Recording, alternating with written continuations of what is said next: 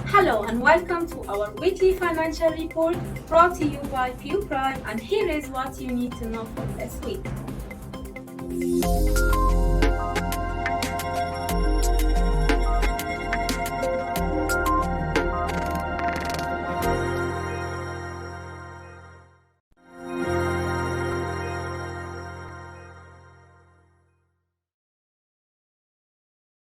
During this week on the economic agenda, there are not many numbers that we will be looking for. We don't have many economic releases or figures that we will be looking for. However, we do have a couple of things that we will be watching closely. It will affect the markets and of course drive higher volatility than usual. Starting with Monday, basically we have nothing to look for. It's only the Queen's birthday in New Zealand, so the Asian session was basically on a lighter volatility.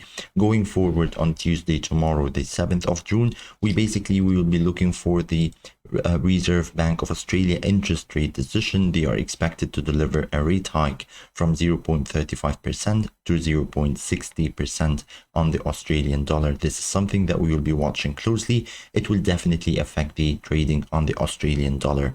We also have some PMI numbers from the British economy, which includes the composite purchasing managers index and as well as the services figure for the month of May. We have also the PMI from the Canadian economy for the month of May. We have the Energy Information Administration from the US economy regarding the short-term energy outlook. We will be watching this closely. Basically, it will affect the trading on the US crude oil.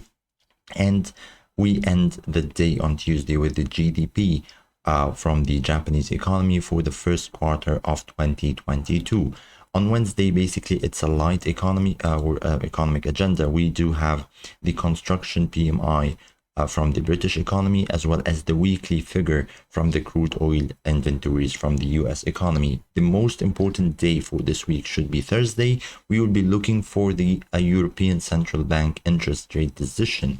They are basically not expected to deliver a rate hike during this week's meeting. However, markets will be watching closely for the sentiment from the ECB, whether it's more hawkish than expected or not, because basically the CPI is still surging in the European economy as a whole, and markets at the moment are pricing around a little bit more than 1% of a rate hike in the Eurozone during this year. So basically we will be watching Christine Lagarde's speech and whether she is thinking or they are thinking of any rate hikes possible during this year.